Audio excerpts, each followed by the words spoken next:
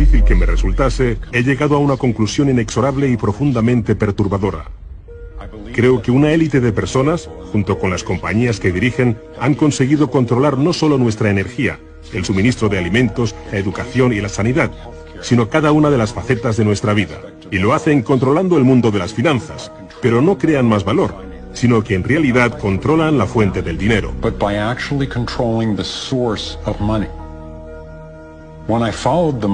Cuando seguía el dinero, vi que me arrastraba a la cima de una pirámide.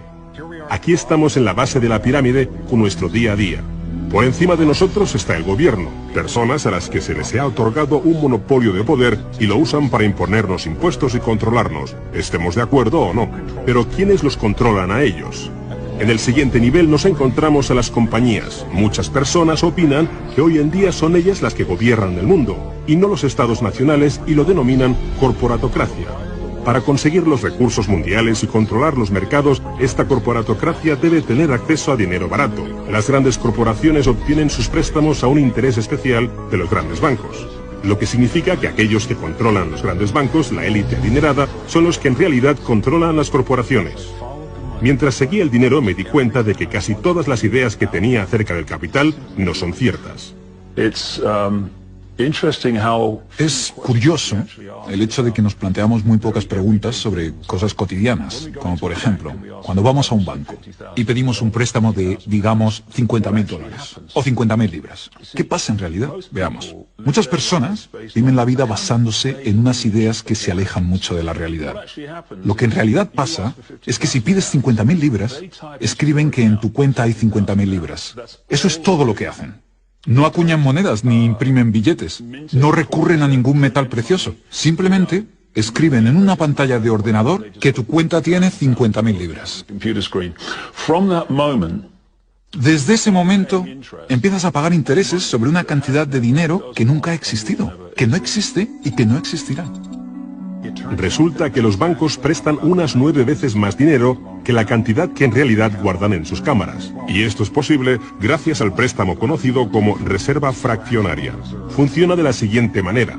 A la Reserva Federal, o al Banco Central de cualquier país, se le permite determinar la cantidad de dinero que un banco debe tener en sus reservas.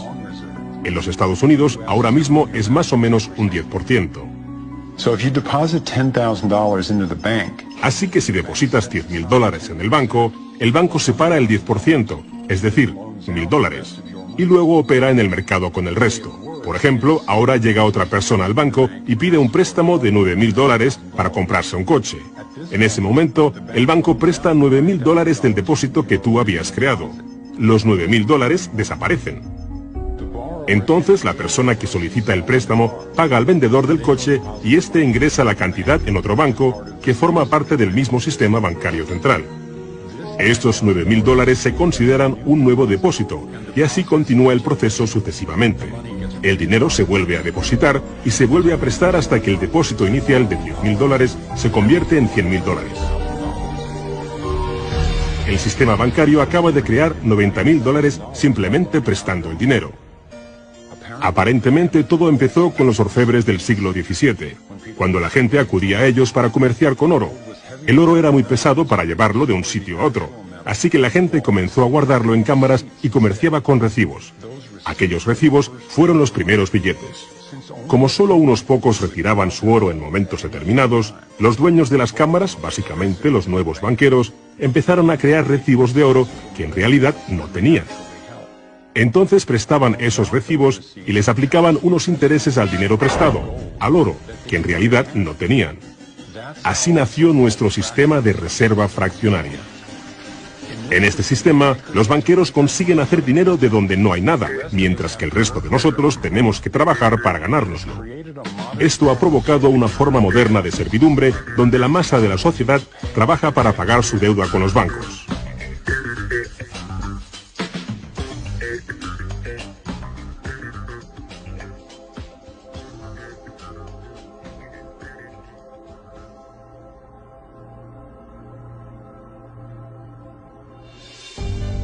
A nivel internacional, los bancos centrales utilizan el Banco Mundial y el Fondo Monetario Internacional para hacer más dinero mientras explotan los recursos de aquellos países a los que les prestan dinero, y con este proceso acaban llevándolos a la bancarrota.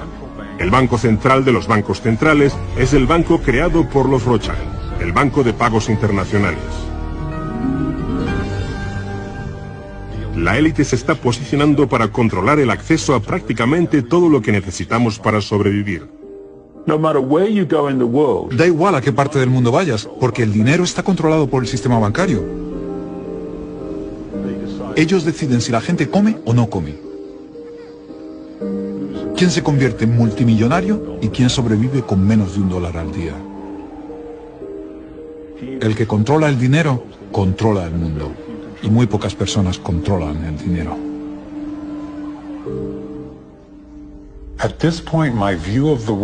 Llegados a este punto, mi concepción del mundo dio un vuelco. Empecé a enfrentarme al hecho de que el fracaso y el sufrimiento de muchos es en realidad el éxito y realización de unos pocos, la élite de los banqueros que ha engañado al mundo y a los que se les ha permitido crear dinero.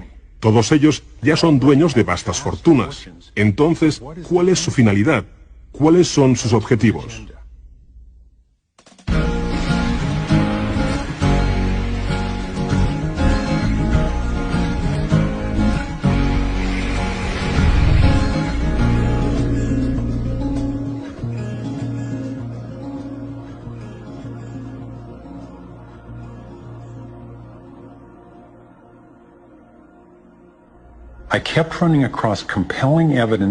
Seguí encontrando pruebas y a expertos creíbles que afirmaban que el objetivo secreto de la élite financiera no era otro que el dominio total del mundo. Al principio me resistí a creerlo, pero me había comprometido a averiguar qué nos impedía prosperar, y daba igual a dónde me llevase ese descubrimiento. Una noche me desperté a las 3 de la madrugada con una pregunta que me inquietaba. Si este pequeño grupo quería dominar el mundo entero, ¿qué necesitarían controlar para conseguirlo? Salté de la cama y empecé a hacer una lista. Lo primero y lo más importante es que tienen que controlar el dinero. Y eso ya lo hacen. Controlar el dinero les permite controlar el resto de las cosas. Necesitan controlar la energía y eso también lo hacen. También controlan la agricultura a gran escala y el comercio mundial. Están comprando todos los suministros de agua de todo el mundo. Se han metido a la sanidad en el bolsillo e intentan acabar con las alternativas naturales. Tienen que controlar la información a la que tenemos acceso y nuestra reacción ante tal información. En Estados Unidos, Internet, nuestra mayor herramienta de comunicación y la base de la organización, hoy en día no está controlada o censurada, pero esto está sufriendo ataques desde muchos puntos. Gobiernos, corporaciones y las Naciones Unidas intentan conseguir el control. Para un dominio total, se debe controlar la disconformidad. Tienen que arrebatarnos nuestros derechos, espiar a ciudadanos de a pie y seguirnos en todas las facetas de la vida. Mientras amanecía, sabía que una poderosa élite lo tenía prácticamente todo preparado para gobernar el mundo, y con miedo me di cuenta de que Gran Hermano no se acerca, sino que ya está aquí. Ya estamos metidos en Matrix. Pero ¿cómo salimos? Fui consciente de que necesitaba descubrir cuáles eran sus estructuras de poder y cómo funcionaban. Un grupo relativamente pequeño de familias, especialmente los Rothschild, los Rockefeller, los Morgan y los Carnegie, junto con los Harriman, los Schiff y los Warburg, han dirigido la élite en Occidente durante generaciones. Con esto no quiero decir que todos los integrantes de estas familias sean conscientes o participen en los planes de dominio del mundo. Sin embargo, estoy convencido de que los cabezas de familia de estas dinastías controlan los intereses corporativos y financieros que llevan a cabo el fatídico esquema que está destrozando tantísimas vidas. Se les ha puesto muchos nombres a aquellos que en secreto controlan el orden del día. Algunos informes filtrados confirman que se reúnen por todo el mundo a puerta cerrada para debatir sus intereses. Entonces, como un mecanismo de relojería, sus planes empiezan a aparecer en los medios de comunicación, finanzas, negocios, gobiernos y acciones militares. Está claro que no todos los que forman parte de estos grupos toman las decisiones. Hay una jerarquía de información y participación. Uno de los principales símbolos de esta élite de control es el ojo que todo lo ve. Aparece en el billete del dólar, en el sistema de vigilancia masiva estadounidense, que en un principio se llamó Conocimiento Total de Información, en la agencia de inteligencia británica MI5, e incluso preside el complejo del Tribunal Superior de Justicia en Israel, diseñado y financiado en su totalidad por los Rothschild. Creo que han tomado la imponente imagen de la pirámide de Keops y su famoso remate metálico, pero lo han distorsionado con el mensaje de que representa a aquellos que están en la cima y que son capaces de controlar y seguir a todos aquellos que están por debajo. Pero esta información la han utilizado de manera perjudicial aquellos que quieren promover el antisemitismo. Erróneamente, califican estos objetivos de intereses judíos y continúan fomentando el racismo que acaba destruyendo tantísimas vidas. Dejemos las cosas claras. No se trata de objetivos judíos. Se ha documentado que los banqueros centrales incluso financiaron a ambos bandos de la Segunda Guerra Mundial, así como algunas corporaciones asociadas con las atrocidades de Hitler contra el pueblo judío. Como estas personas tienen más dinero del que necesitarán sus familias durante generaciones, y como también tienen el poder para crear el dinero, no creo que su objetivo final sea amasar una fortuna. Y si ya tienes todas las cosas materiales que puedes desear en la vida, ¿qué otra cosa puedes desear? Y para muchos la respuesta es poder, el poder mundial. Se convirtieron en una élite intelectual, empezaron a pensar que tenían un plan que era mucho mejor que cualquier otro plan. Pensaban que la libertad resultaba peligrosa. Si le das libertad a la gente, ¿sabes lo que pasa? Pues que probablemente no la usen con sentido común, como nosotros pensamos que deberían usarla. Somos más listos que ellos y por su propio bien debemos gobernarlos. Cuando por fin acepté la idea de una élite que nos gobierna y que planea dominar el mundo, empecé a escuchar a estas mismas personas hablar de manera más atrevida y en público sobre todo esto. Solo que ellos lo llamaban el nuevo orden mundial. Cuando tengamos éxito, y lo tendremos, tendremos una oportunidad real de conseguir este nuevo orden mundial. Se trata de un nuevo orden mundial con retos completamente diferentes. Se puede crear un nuevo orden mundial. Es una gran oportunidad.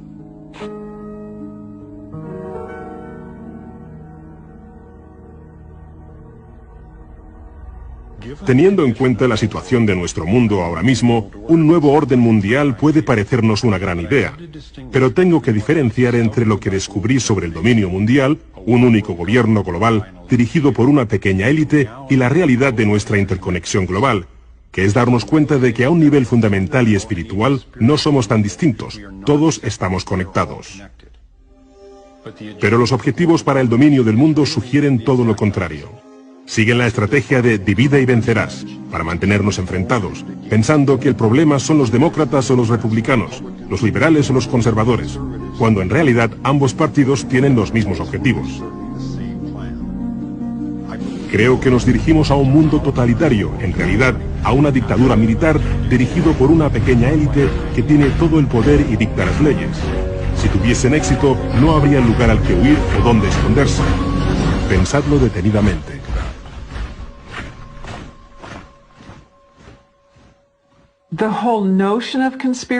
El concepto de conspiración se ha ridiculizado tanto que socialmente supone un reto simplemente tenerlo en cuenta. Y siempre hay una historia que parece lo suficientemente razonable para explicar cada incidente. Personalmente, intentaba justificar el hecho de que siempre fueran los mismos los que acababan con más dinero y más control, pensando que debían estar aprovechándose de la situación, pero no creía que fuesen ellos los que la provocaban. Pero después de casi una década recopilando los temas y las pruebas, estoy convencida de que no pasa por casualidad, y de que unas pocas familias que forman parte de la élite financiera y sus asociados políticos y empresariales sí que tienen el objetivo de dominarnos y de controlarnos. Una vez que pude ver la realidad y el alcance de ese objetivo, tuve que plantearme: ¿hasta dónde quiero saber? ¿Quiero centrarme en lo peor y saber hasta dónde es capaz de llegar el ser humano?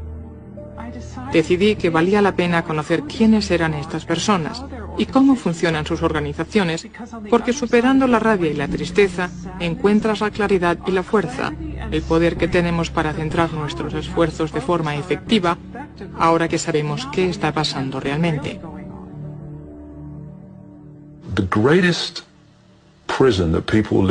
El miedo a qué piensan los demás es la mayor prisión en la que vive la gente. Lo que me pasó a mí como resultado de toda la ridiculización que sufrí fue que dejé a un lado ese miedo a qué puede pensar la gente de mí. Y cuando lo haces, te das cuenta de que hasta ese momento has estado viviendo en una cárcel. Y lo que me aportó fue una comprensión personal de lo fácil que es para unos pocos controlar a la gran mayoría. Lo único que tienes que hacer es dictar las normas de la sociedad. Lo que está bien y lo que está mal. Lo moral y lo inmoral. Lo bueno y lo malo. Lo sano y lo perjudicial. Lo posible y lo imposible. Y construyes lo que yo llamo una zona libre de problemas. Y si vives la vida dentro de esos parámetros de percepción, de creencias, y lo que dices y piensas encaja en eso, entonces la gente te dejará en paz, porque eres normal. Pero cuando te sales de ahí y empiezas a manifestar tus propias opiniones, lo que han creado los iluminados de Baviera es una población de guardias de la prisión que saltarán sobre aquellos que intenten salirse de la norma. Resulta interesante cuando alcanzas los límites de esa zona libre de problemas con tus opiniones y pensamientos. No estás pensando, si lo hago, ¿qué pensará el director del Banco Mundial? ¿Qué dirá? No, lo que pensamos es, ¿qué pensará mi madre?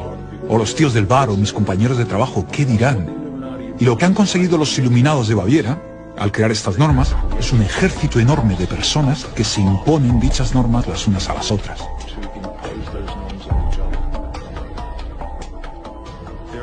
Su gran estrategia para el dominio del mundo ya se está llevando a cabo.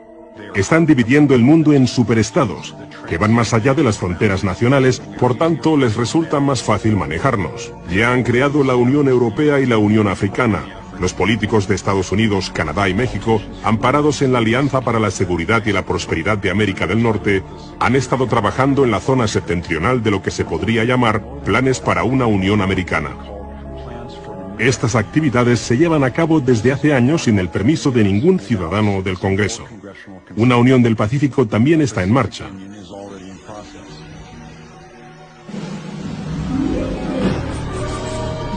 Este es el organigrama de la tiranía mundial, la estructura para conseguir un control total.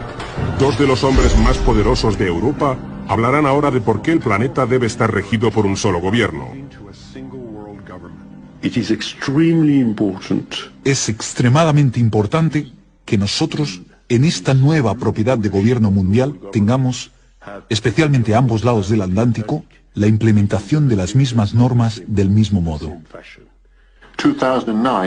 El año 2009 también es el primer año del gobierno mundial con la creación del G20, en medio de una crisis financiera. A nivel internacional, la élite de los bancos centrales ha colocado a grandes organizaciones en el lugar adecuado para implementar sus políticas, entre ellas la Organización Mundial del Comercio, la Organización Mundial de la Salud, el Banco Mundial y el Fondo Monetario Internacional.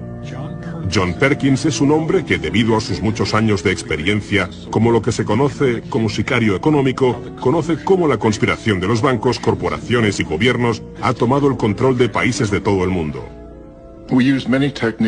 Hemos usado muchas técnicas, pero probablemente la más común es que vamos a un país que tiene recursos que nuestras corporaciones desean, como petróleo, y organizamos un gran préstamo para ese país a través de una organización como el Banco Mundial u otra similar. Pero casi todo el dinero va a parar a las corporaciones de los Estados Unidos, no al país en sí, sino a corporaciones como Bechtel y Halliburton, General Motors, General Electric, este tipo de organizaciones. Y ellos construyen grandes proyectos de infraestructuras en ese país. Centrales eléctricas, autovías, puertos, polígonos industriales, cosas que les resultan de utilidad a los ricos, pero que los pobres apenas disfrutan. De hecho, los que sufren son los pobres porque se tienen que devolver préstamos de enormes cantidades y su pago implica que los pobres no tendrán acceso a la educación, sanidad o a cualquier otro servicio social. Y el país se ve sumido en una enorme deuda, intencionadamente. Volvemos, los sicarios económicos, a este país y decimos, escuchad, nos debéis un montón de dinero. No podéis pagar vuestras deudas, así que pagadnos en especies.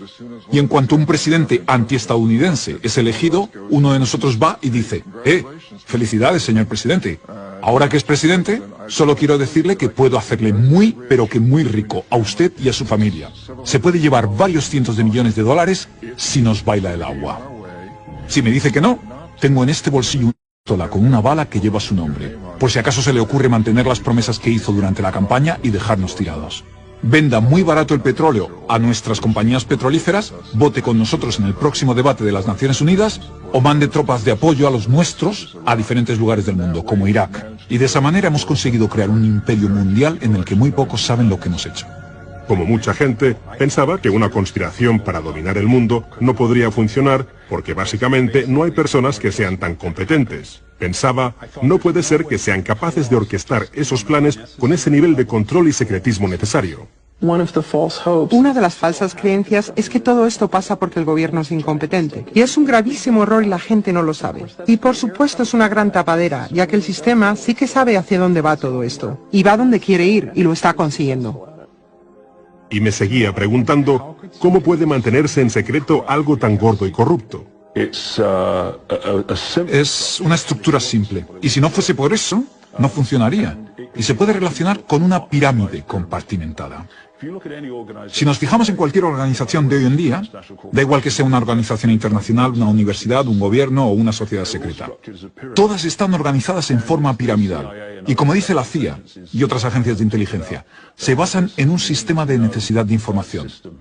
Solo dejan saber a la gente aquello que necesita saber para que contribuya a la organización. Y nada más. Tomemos como ejemplo un banco individual. Aunque en realidad eso no existe, pero bueno. En la base de la pirámide tendríamos a las personas que vemos cuando vamos a ingresar la nómina. Bueno, ellos desconocen lo que sabe el director del banco y sus intereses. Solo saben lo que necesitan saber para hacer su trabajo. Este director del banco, que se encuentra en su oficina, no sabe lo que está pasando en el siguiente nivel. Y estos, a su vez, no saben lo que pasa en el siguiente. Y al final, solo quedan unos pocos, los situados en la cima de la pirámide de la estructura de la banca. Esos son los únicos que saben cuáles son los verdaderos intereses del banco y qué dirección se va a tomar y por qué. Esta compartimentación explica cómo el proyecto Manhattan, que desarrolló la bomba atómica en la Segunda Guerra Mundial, se mantuvo en secreto a pesar de que había 130.000 personas trabajando en él. Cuando empecé a conocer la escala y las intenciones de sus objetivos, pasé 2 semanas como si tuviera la gripe. Pero luego me di cuenta de que en realidad se trataba de un intento perfectamente planeado y orquestado para hundir el potencial humano. Pero aún así, nuestro potencial sigue brillando. Aunque nos distraen y nos reprimen de manera sistemática, hemos conseguido crear soluciones innovadoras e ingeniosas para muchos de los problemas a los que nos enfrentamos. No es culpa nuestra no habernos dado cuenta de lo bien organizado que está este esquema y de sus intenciones. Este es nuestro reto. Me fijé en la clase de mundo que la élite controladora nos ha dado y me tuve que preguntar, ¿cómo sería nuestro mundo si tuviesen el control total sobre todos nosotros en todas las partes del planeta? En este nuevo orden mundial que proponen, un pequeño número de personas ejercería el control total sobre la vida del resto, a través de un sistema de vigilancia indiscreta, control de la disensión a través de la violencia y la esclavitud de la deuda. Imaginaos pequeñas islas de opulencia rodeadas de un mar de miseria, donde la misión del ejército es proteger a los que tienen de los que no tienen. He llegado a creer que si consiguen sus objetivos no augurará nada bueno para nosotros y que no se detendrán ante nada para implementar su plan. Aunque a los estadounidenses nos resulte difícil de aceptar, estoy convencido ahora de que el objetivo de la élite mundial incluye destruir la solvencia y soberanía financieras de los Estados Unidos. Con su historia de libertad de expresión y revuelta armada, los Estados Unidos representan el mayor obstáculo para conseguir la consolidación mundial del poder. Si consiguen hundir este país, creo que la élite internacional intentará transferir el poder y la productividad de los estadounidenses a su dictadura mundial. Gradualmente irán controlando nuestras vidas en lo que David Icke ha llamado totalitarismo de puntillas. Pensadlo.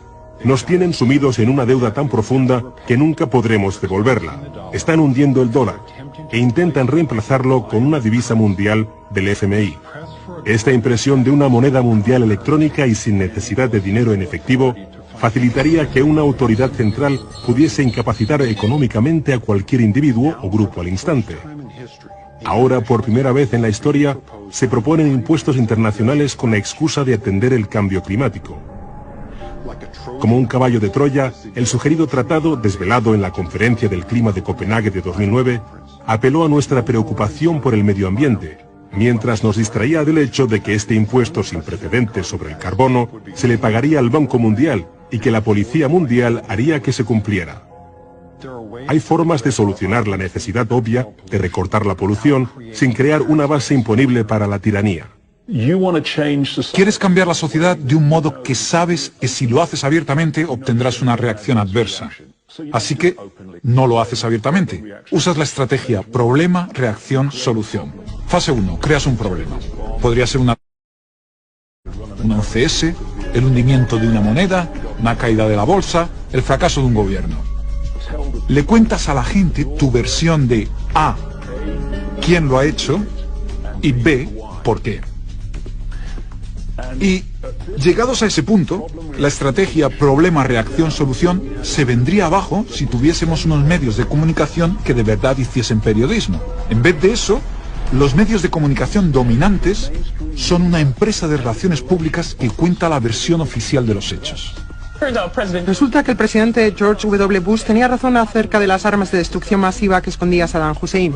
Prácticamente la única manera o fuente de información que el público tiene sobre este hecho procede de los medios de comunicación dominantes. Y lo que buscan en la fase 2 de la estrategia problema, reacción, solución es una reacción de ira que da paso a la clave del miedo. Quieren que la gente le exija al gobierno que actúe, que haga algo. Esto no puede seguir así. ¿Qué pensáis hacer?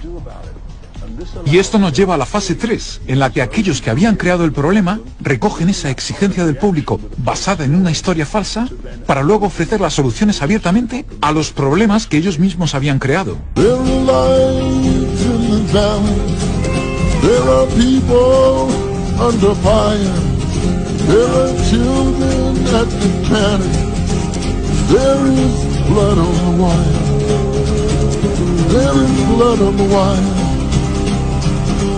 There is blood on the wire. En realidad, se les ha proporcionado casi todo lo que necesitan para instaurar un estado policial. Cada vez nos vigilan más y más. En 2010, solo en los Estados Unidos había 30 millones de cámaras de vigilancia grabándonos. Cuando nos manifestamos, nos relegan a lo que eufemísticamente llaman zonas de libertad de expresión. ¿Zonas? ¿Para la libertad de expresión? Cualquier llamada que hagamos o correo electrónico que enviemos se almacena y archiva, y se puede revisar en cualquier momento. Nuestros carnets de conducir y pasaportes tienen unos chips electrónicos implantados para seguir cualquier movimiento, y ahora los pacientes de los hospitales también les están implantando bajo la piel los mismos chips. De hecho, fue Procter & Gamble quien desarrolló estos chips para hacer un seguimiento de sus productos. Siempre te lo ofrecen como un método de ayuda, pero incluso un director adjunto de la Agencia Central de Inteligencia admitió que es una forma de introducir el chip en todos nosotros para que sea más fácil seguirnos y controlarnos. Ellos quieren dominar, y a través del dominio espacial estadounidense han ideado un plan llamado Dominio Integral. La vigilancia por satélite sofisticada, así como la energía directa y las armas láser que ya se han desarrollado, tienen la capacidad de detectar a las personas disidentes en cualquier lugar de la Tierra. Creo que también intentan asegurarse de que pueden enfrentarse de forma efectiva a cualquier resistencia. Los campos de contención de la Agencia Federal de Gestión de Emergencias y los vagones ferroviarios con grilletes recientemente se están construyendo o reformando por todo Estados Unidos para utilizarlos en lo que los oficiales llaman tiempos de pandemia o malestar civil.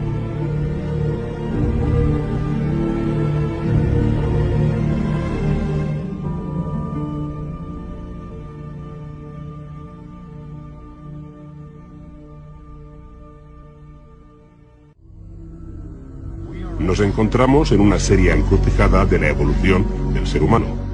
Un camino nos conduce hacia la tiranía y la posible autodestrucción. El otro nos conduce hacia una civilización pacífica y saludable basada en el respeto de los derechos y la libertad de cada persona del planeta.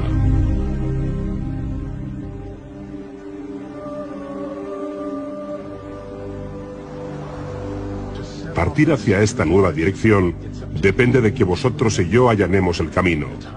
Ha llegado el momento de decir, basta, hay otro camino. Creo que juntos tenemos los conocimientos, los recursos y las soluciones.